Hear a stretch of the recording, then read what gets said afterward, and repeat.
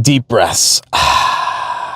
Okay, I implore you to watch this video until the end so that you can leave the most informative comment humanly possible. I do this because I know that in order to make valid inferences about the future, that you need to remain objective here in the present, even if that means speaking truth to power. I'm not trying to feed in to political rage bait. I'm not trying to divide people on this channel.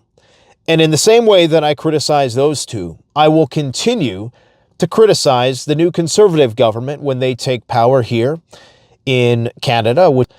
And I most certainly will not tiptoe around anybody's political sensitivities about Trump.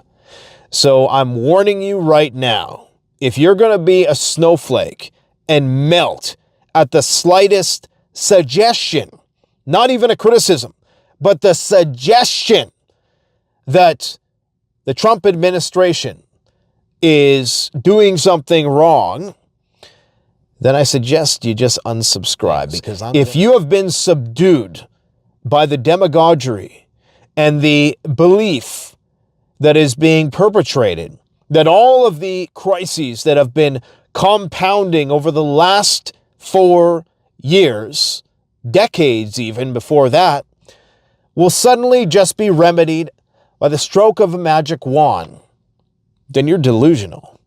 If you think World War III is over because Trump is here, my friend, you got another thing coming.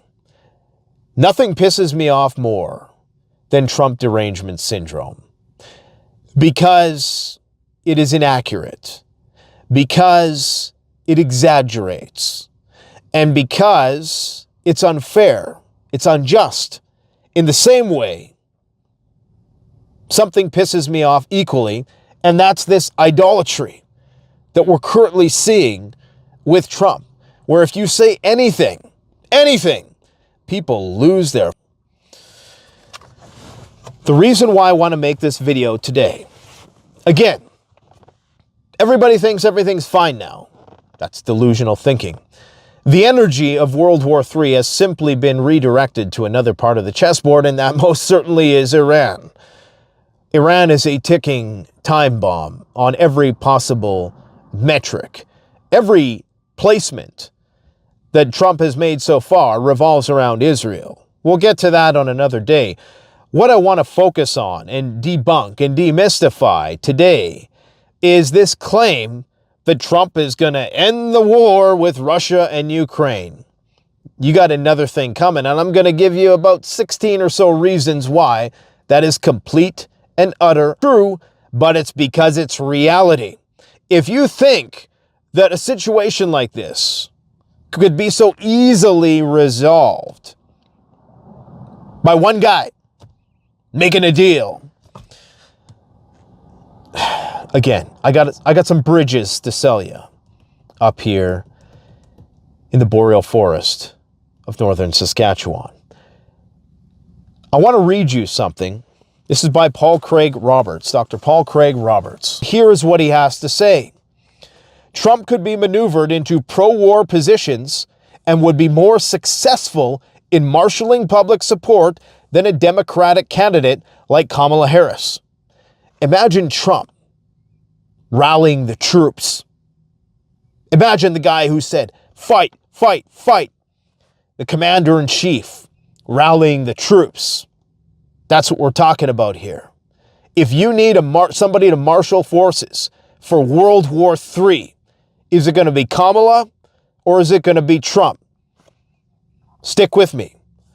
They, the U.S. establishment, need a charismatic, populist firebrand to boost recruitment and spearhead the rush to war. Harris can't do that. We've seen some of the people in the U.S.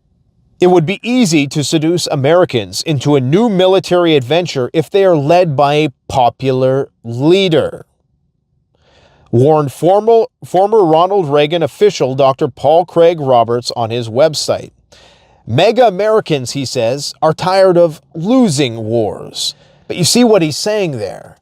So part of the logic for having Trump is that He can marshal forces in a way that nobody else could, so long as the precedent is there.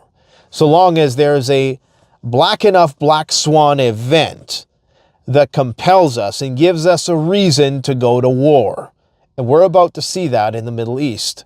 But it could honestly happen anywhere. That's the thing. We could see another 9/11 style event. I mean, we've basically created the conditions out there and the radicalization of a lot of people on the basis of what has been going on, not only in the Middle East, but in Russia as well, and even in Asia to a certain extent, that now the seeds have been planted for some terrorist activity. 1 Thessalonians 5. But of the times and the seasons, brethren, ye have no need that I write unto you.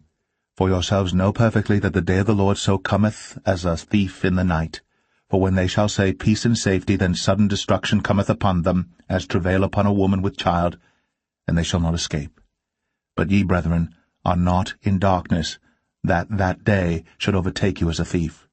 Ye are all the children of light, and the children of the day. We are not of the night, nor of darkness.